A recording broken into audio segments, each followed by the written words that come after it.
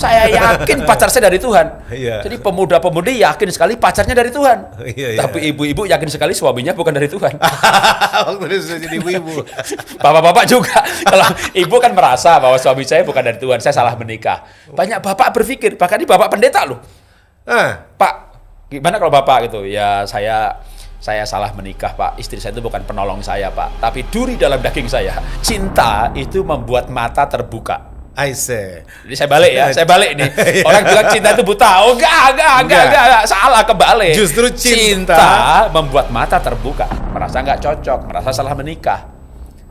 Atau begitu menikah banyak masalah. Wah, kalau itu saya salah menikah. Memangnya Adam Hawa salah menikah? Adam itu gara-gara Hawa. Tuhan berfirman, kamu akan susah cari makan sampai mati. Itu kan gara-gara Hawa, gara-gara istri yang dari Tuhan itu tuh. Tuhan malah karena kamu dengerin istri gitu kan, susah cari makan. Nah, kan istri dari Tuhan. Nih, pemirsa, ini cara berpikir yang unik ya. Jadi dia mainstream, saya ini kan karismatik. Mungkin itu jadi penyebabnya. Jadi dia nggak terlalu bla bla 1001 alasan. Masuk nggak itu Pak? Bisa nggak Tetap tidak bisa bercerai kalau beda sinode. Jangankan beda sinode, sudah terlanjur menikah loh ya. Beda agama. Korintus pasal 7 berkata, tidak tahukah kamu bahwa kamu akan memenangkan pasanganmu? Jadi kalau beda agama, menangkan dia. Saya tidak mengajarkan menikah dengan beda agama. Yang belum menikah harus seiman, sepadan. Itu syarat. Jadi nggak masalah dong sebenarnya orang reform kawin dengan orang GBI, Pak? Apa-apa, paling berantem tiap malam. Basara sesat, bukan. Perpuluhan harus, nggak usah. Istrinya partai karismatik, bayar perpuluhan, suaminya enggak. Udah, berantem. Yang satu baptis Islam, satu baptis percik, ribut. Ya memang idealnya menikah itu, bukan idealnya sih. Kalau belum menikah, maka seiman, sepadan. Sepadan itu sebenarnya harus sama-sama karismatik.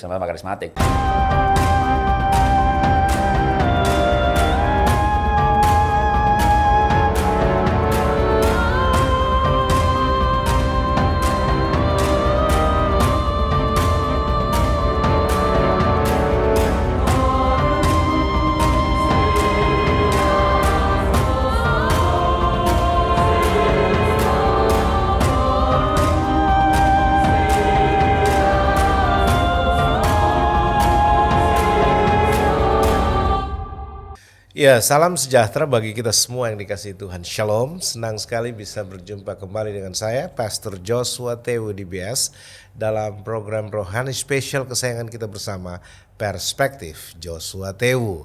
Kali ini saya punya narasumber yang super spesial, orangnya sangat luar biasa.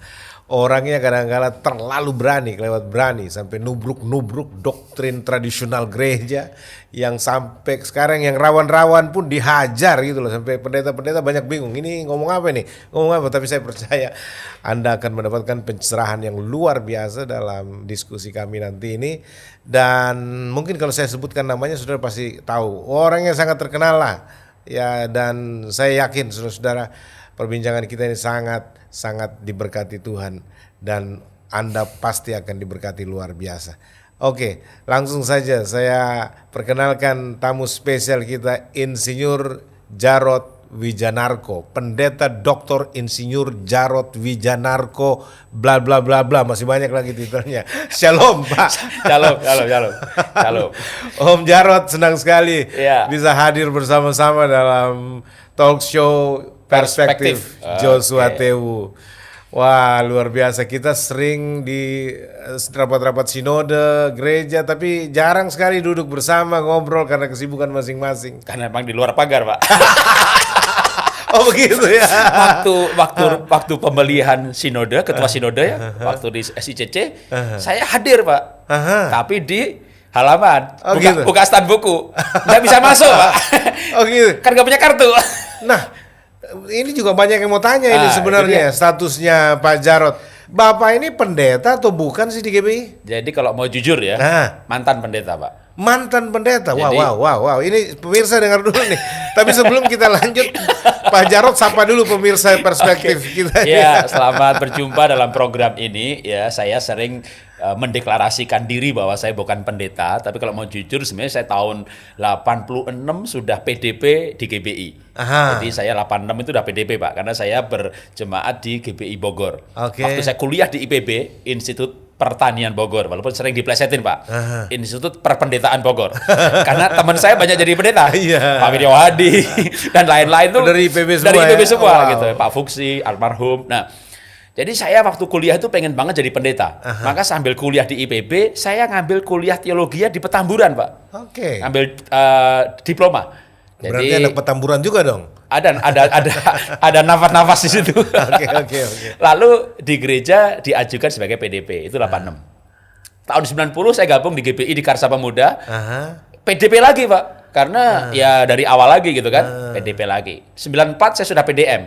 Oke. Jadi pendeta muda. Terus tahun 98 saya pengen istilahnya tuh memang saya punya passion waktu itu, pengen masuk sebagai coach motivator sekuler. Oke. Maka saya nggak mau perpanjang kependetaan saya gitu. Ditambah memang juga tahun 98 sebenarnya saya ada sedikit friksi dengan organisasi internal gereja. Oke. Jadi akhirnya saya mengambil keputusan mengundurkan diri gitu. Makanya sejak tahun 98 tahun 2000 lah kartu saya itu berlakunya sampai sekarang berarti udah 20 tahun.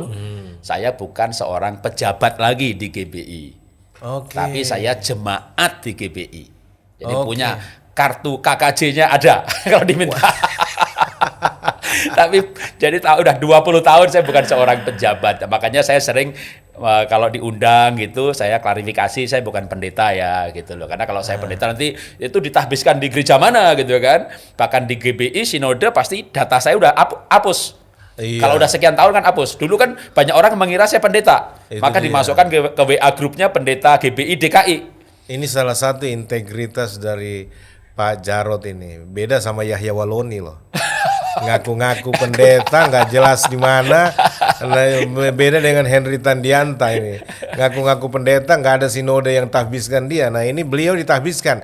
Cuma ada keputusan ketika passionnya untuk menjadi motivator, lalu kemudian takut membengkalaikan tugas-tugas kegerejaan, lalu beliau mundur. Itu sikap yang gentleman luar biasa dan Tuhan bisa pakai walaupun tanpa gelar pendeta loh.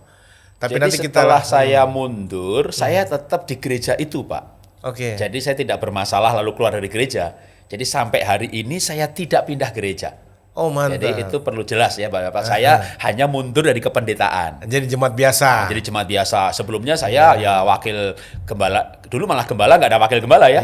Habis gembala langsung ketua departemen. Saya ketua pemuda, saya ketua departemen anak, saya ketua misi dalam negeri, saya ketua departemen pendidikan. Lalu tahun 98 saya mengundurkan diri dari semua jabatan formal. Tetap sebagai jemaat sampai hari ini gitu. Tapi Bapak cuma mundur jadi pendeta kan? Tetap hamba Tuhan. Tetap hamba Tuhan. Kalau dipanggil.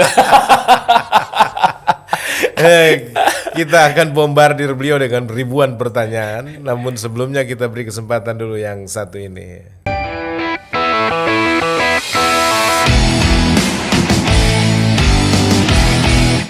Ya, kembali dengan saya Pastor Joshua Tewu dan Insinyur Jarod Wijanarko. Pak Jarod. Ya.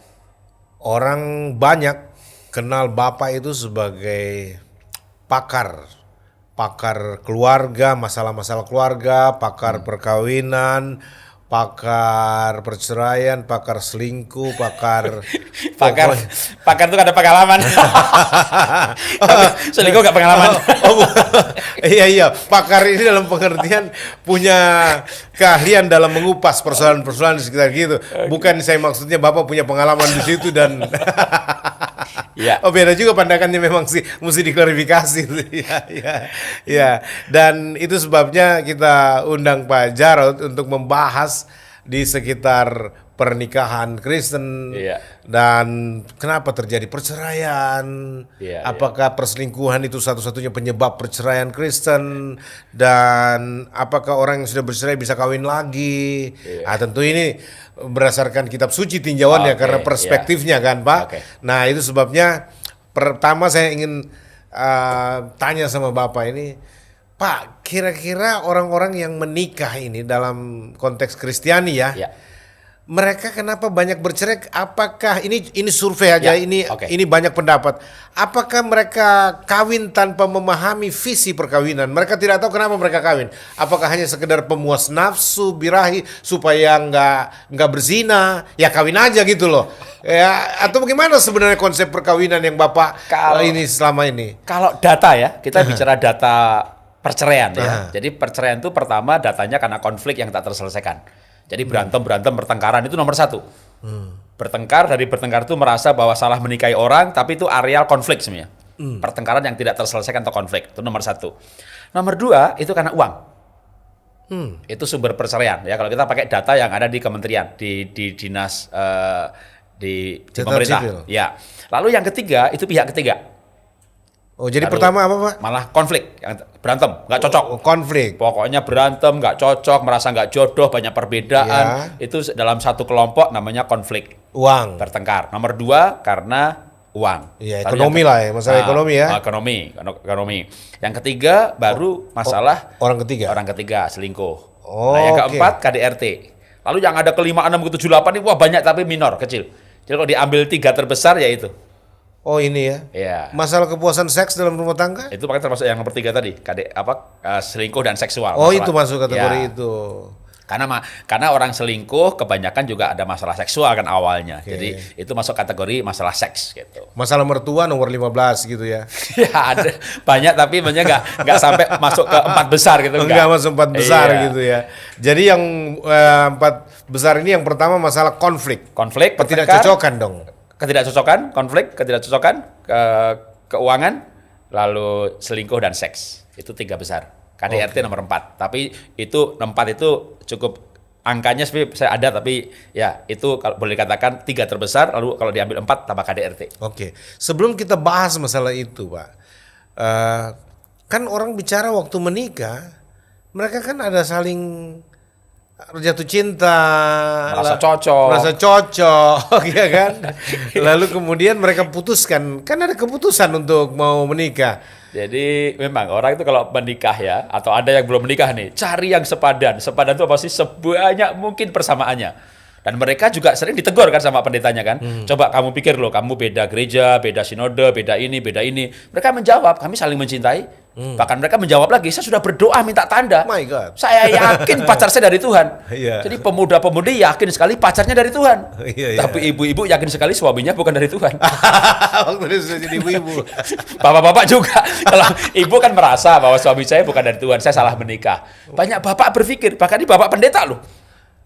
Pak, gimana kalau bapak gitu? Ya saya salah menikah, Pak. Istri saya itu bukan penolong saya, Pak. Tapi duri dalam daging saya. Yang dipakai membentuk karakter saya. Jadi bukan penolong lagi, jadi duri dalam daging. Jadi itu adalah istilah-istilah yang sama antara di luar sana, di jemaat, ataupun di kalangan hamba Tuhan pun, pendeta pun juga ada sebuah pemikiran bahwa dia salah menikah. Dan salah menikah itu masuk kategori pertama tadi sebenarnya, merasa tidak cocok. Kenapa berpikir begitu? Nggak cocok. Kenapa berpikir menikah orang yang salah? Kami perbedaannya banyak. Jadi tidak memahami perbedaan, tidak bisa menyelesaikan konflik, ya lalu berpikir salah menikah. Nah, ketika berpikir salah menikah, lalu punya dasar teologi atau nilai moral bahwa bercerai boleh, menikah boleh, ya dia akan bercerai. Tapi ketika orang berpikir bahwa saya nggak boleh bercerai, berbeda, ya sudahlah dikuat-kuatin gitu kan. Berantem, ya didamai-damein. Tapi begitu orang punya dasar moral, atau kalau yang lebih kuat lagi kan dasar iman. Kalau kita bicara ada dasar ayatnya. Kalau kita bicara bukan orang Kristen nih gitu ya, dasar moral, humanisme, ya udah pasti cerai nikah lagi. Kalau saya nggak bahagia, kok buat apa saya hidup kalau nggak bahagia? Tapi kalau dia punya dasar imannya, moralnya adalah Alkitab gitu ya, dan dia yakin sekali bahwa bercerai nggak boleh, ya walaupun nggak cocok, walaupun nggak bahagia, ya diusahakan bahagialah kan gitu. Nah, Pak Jarod ini orang kan bertanya jadinya, kenapa dulunya cocok?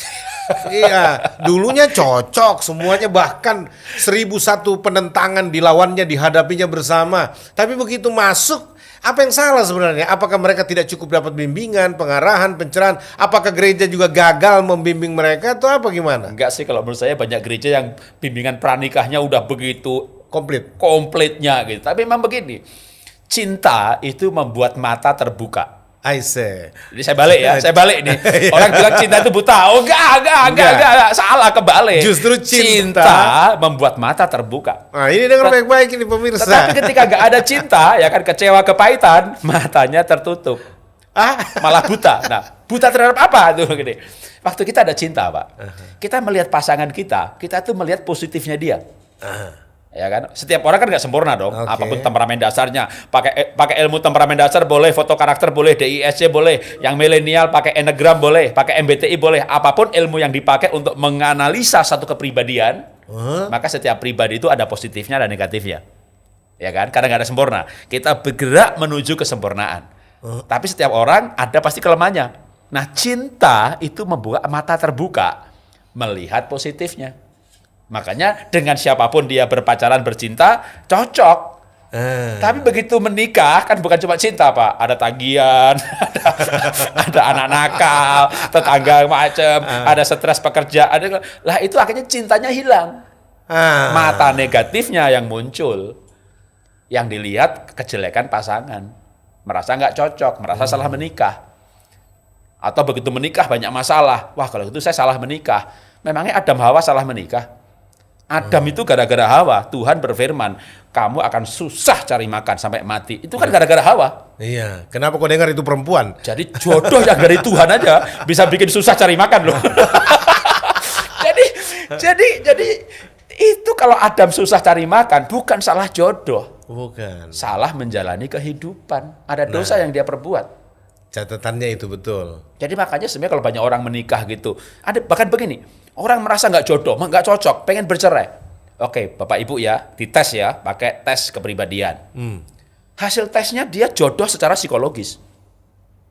Jadi secara ilmu kepribadian itu kan ada ilmunya.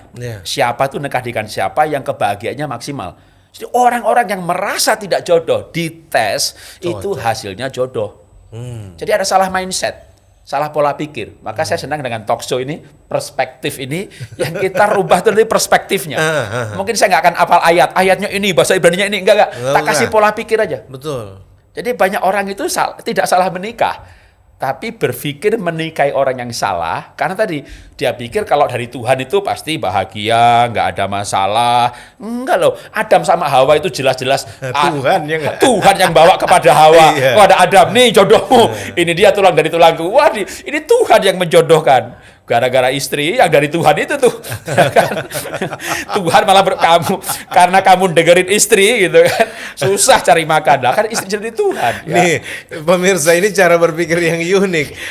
Nggak ada pendeta di dunia berani berkata-kata seperti beliau nih. Ini gara-gara istri yang dikasih Tuhan nih. Susah cari makan. Jadi nggak ada alasan sebenarnya bilang salah kawin lah. Ini bukan dari Tuhan kayaknya. Jadi, dan sebagainya. Betul. Yang dari Tuhan pun bisa ada masalah karena salah menjalani kehidupan. Yaitu Adam dan Hawa melanggar firman Tuhan. Karena melanggar firman Tuhan makanya nggak diberkati. Jadi bukan pasangannya yang diselesaikan. Ini pasangannya salah diselesaikan. Dosanya yang diselesaikan. Amin. Nah, itu dia. Atau mungkin kasus yang lain ya, bukan pernikahan ya. Boleh yang lain ya. Paulus bingung melayani Makedonia, Efesus, Filipi, Kolose, kota begitu banyak Pak. Kita nggak omnipresent, nggak maha hadir. Saya harus melayani kemana ya? Akhirnya dia berdoa, puasa, yang lain mendukung. Roh Kudus menyuruh Paulus ke Makedonia. Jelas sekali Tuhan yang suruh. Sampai Efesus, kota pertama Makedonia, digebuki, masuk penjara. Untung Silas dia bilang begini, kamu sih pakai penglihatan. Buktinya kita digebukin. Kalau dari Tuhan, nggak mungkin nggak digebukin begitu. Enggak loh Pak. Itu berdua sehati loh, menyanyi. Nggak saling menyalahkan.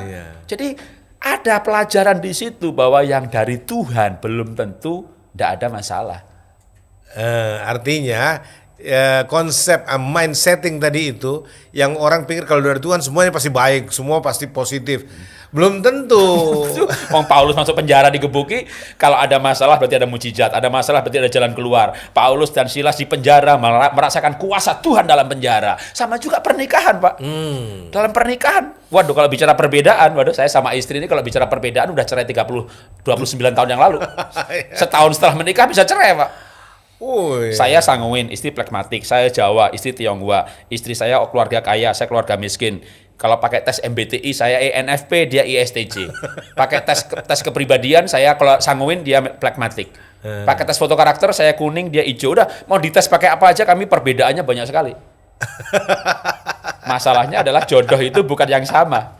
Jodoh itu gini nih. Jodoh itu ini botol, ini tutup. Ini namanya jodoh. Jodoh. Skrup dengan more. Tutup sama tutup dia bukan jodoh. Jadi jodoh itu kan gini. Adam diambil tulang rusuknya, jadi Hawa. Ada sesuatu yang tidak ada di saya, adanya di istri saya. Aha. Jadi kalau saya berbeda sama dia, berarti dia malah menyempurnakan saya. Amin. Jadi begitu kan kebanyakan orang merasa tidak jodoh lalu bercerai menikah lagi karena menjumpai perbedaan. Tunggu, berbeda berarti jodoh. Begitu kalau saya malah pikir. Otaknya makanya perspektifnya ini yang berbeda tuh jodoh gitu. Iya, gitu. Mau cari yang sama. Laki lu kan berapa laki lu?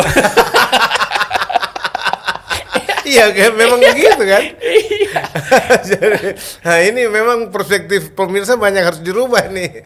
Jadi kadang-kala tuntutan untuk ya harus sama dong, ya sama jalan pikirannya, sama seleranya. Wah justru bisa-bisa bukan jodoh tuh kalau gitu. Dan tidak bisa sama, Pak. Dengan siapa kita mau sama? Wong Tuhan ciptakan manusia itu unik. Mazmur 139 ayat 13. Kita ditenun sama Tuhan. Tenun itu karya seni yang sengaja, bukan di tekstil, bukan di printing. 8 miliar manusia nggak ada yang sama loh. Iya. Kita mau cari yang sama, ya sampai mati kagak menikah. Iya betul. Jadi dewasa itu kita bisa menerima perbedaan. Kayaknya loh ya, tapi ini bukan bidang saya sebenarnya, mungkin bidang Bapak ya. Gereja pun juga tidak akan menjadi sama tuh. Memang ya, Tapi betul. gereja akan menjadi satu. Kan Tuhan Yesus berdoa, Tuhan satukanlah kami. Bukan samakanlah kami. Satukanlah kami.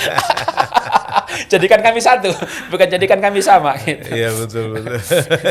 GBI sama baptis mau sama. Jadi sebenarnya bukan persoalan di masalah saya ketawa dulu Pak, GBI dengan baptis sama. Bisa perang saudara. GBI dengan reform sama Pak. Sama-sama percaya Tuhan Yesus sih. Tapi pasti Roh Kudusnya beda. Dan jangan singgung-singgung itu Pak. Nanti kita berantem di sini. Sama-sama suka berantem lagi. Ya, oke. Jadi sebenarnya bukan alasan kalau bilang mereka itu kayaknya belum siap menikah. Apalagi mereka tidak cukup mengalami semacam pengembalaan atau konseling pranikah dan seterusnya. Ya, kita bisa sih membuat alasan begitu, tapi itu kan kayak sebenarnya kan cari alasan ya Pak ya. Pak, saya mau cerai karena kami salah menikah. Dulu kami nggak dapat bimbingan cukup, kami dulu nggak belajar cukup. Siapa yang cukup belajarnya? Dalam dunia nih, kita lahir ya kita jatuh cinta, lalu kita menikah. Jadi kalau nunggu sempurna, dipelajari semuanya. Lah saya sampai sekarang udah nikah 30 tahun, saya belum selesai belajar. Kalau belajar baru menikah, kapan lo nikah? Iya, jadi iya orang mau belajar ya learning by doing itu hidup. Iya kan? Saya menikah 30 tahun, saya masih belajar untuk mengenal istri saya, untuk menyesuaikan diri, pengenalan seumur hidup. Bahkan saya kadang masih ada yang salah. Lalu kayak, aduh saya salah berarti dalam hal ini. Kalau itu saya perbaiki. Jadi saya masih belajar. Saya belum selesai belajar. Kalau nunggu selesai belajar belum menikah, sekarang saya belum menikah. Justru itu kenikmatannya kali ya. Jadi, sambil jalan terus ya belajar, terus saling mempelajari satu dengan yang lain. Bukan maksud saya nggak perlu bimbingan pranikah. Ya tetap ya mau menikah harus ada bimbingan pranikah. Kalau perlu baca buku, liatin YouTube. Tapi kalau ada masalah, nggak usahlah cari-cari kesalahan. Bapak dulu tuh nggak jodoh, salah menikah, dijodohkan. Oke, cari aja solusinya. Udah. Cari solusinya. Pasti ada, semua masalah ada solusinya. Maka saya nggak setuju perceraian karena apapun masalahnya itu pasti ada solusinya. Yang repot kan datang ke kita ini, Pak, saya sudah bercerai, mau nikah lagi. Jadi mayoritas orang datang itu sudah bercerai. Kalau belum mah udah pasti tidak begitu, harga mati gitu kan. Baru nanti ya namanya segala sesuatu ada perkecualiannya. Dilarang membunuh gitu, tapi Tuhan suruh orang masuk Kanaan membasmi orang-orang Kanaan yang menyembah berhala. Bertentangan dong? Ya sebenarnya tidak sih. Karena perspektifnya tadi gitu kan. Kalau kita bicara perspektif kan selalu ada bahwa semua orang akan mati satu kali dan dihakimi. Nah, Elia nggak mati. Jadi tetap ada perkecualian, tapi kita prinsip umumnya gitu kan. Hukum umumnya ya semua masalah bisa diselesaikan, maka solusi bukan perceraian bukan solusi. Nah, perceraian bukan solusi. Perbedaan saling melengkapi, selesai. Nggak seiman, menangkan dia. Apa coba masalahnya? Ya kan? Jadi, Pak saya ini nggak jodoh, Pak berantem terus. Ya mengampuni, jangan berantem lagi, dewasa dong. Tapi berbeda, jodoh malah saling melengkapi. Oh, saya baru sadar Pak Pendeta, karena dulu memang istri saya itu bukan dari satu sinode dengan saya, alirannya berbeda memang. Ya, jadi dia mainstream, saya ini kan karismatik. Mungkin itu jadi penyebabnya. Jadi dia nggak terlalu bla bla, 1001 alasan. Masuk nggak itu Pak? Bisa nggak di... Tetap tidak bisa bercerai kalau beda sinode. Jangankan beda sinode, sudah terlanjur menikah loh ya. Beda agama. Korintus pasal 7 berkata, tidak tahukah kamu bahwa kamu akan memenangkan pasanganmu. Jadi kalau beda agama, menangkan dia. Saya tidak mengajarkan menikah dengan beda agama. Yang belum menikah harus seiman, sepadan. Itu syarat. Kan masalahnya ini kita... Sudah terlanjur. Kita ini kan ketemu orang-orang yang sudah terlanjur punya masalah semuanya. Betul. Dan kita orang harus memberikan solusi. Gitu kan. Memang sebenarnya saya itu enak Pak. Bukan gembala ya. Kalau saya mau radikal, pokoknya ngotot aja, benernya begini. Tapi tetap juga dong, kita harus memberikan solusi dong. Jadi kalau misalnya orang yang sudah terlanjur menikah, ya beda agama aja nggak boleh bercerai kok. Apalagi cuma beda sinode. Itu yang Bapak bilang enaknya saya nggak gembala gitu ya. Tapi sebenarnya kalau beda sinode ya ambil kesepakatan. Tapi memang ya sebenarnya kalau beda sinode itu seiman tapi nggak sepadan. Tapi sekali kalau sudah terlanjur menikah ya, kalau saya punya saran biasanya nih, beda sinode saling mengunjungin aja gerejanya. Jadi pagi ibadah gereja satu bareng-bareng, sore ibadah terus saling mengunjungi. Nanti kan mindsetnya, perspektifnya lama-lama dibuka. Jadi nggak masalah dong sebenarnya orang reform kawin dengan orang GBI Pak. Apa paling berantem tiap malam. Pastor sesat, bukan. Perpuluhan harus, nggak usah. Istrinya partai karismatik, bayar perpuluhan, suaminya enggak, udah. Berantem. Yang satu baptis Islam, satu baptis percik, ribut. Ya memang idealnya menikah itu bukan idealnya sih. Kalau belum menikah maka seiman sepadan. Seiman sepadan. Sepadan itu sebenarnya harus sama-sama karismatik. Tapi kalau sudah terlanjur beda, ya pasti bisa membangun perspektif sampai nanti mungkin malah akan menjadi orang yang memahami keseluruhan. Kalau toh akhirnya mengambil sikap, aku udah dengar pendapatnya dia gitu. Iya. Saya tuh orang yang nganggep aliran saya sesat aja tak beli bukunya. Saya beli bukunya malah udah saya pengen tahu pola pikirnya gitu. Dan kadang-kadang sambil baca begini, wih, ternyata gue sesat juga.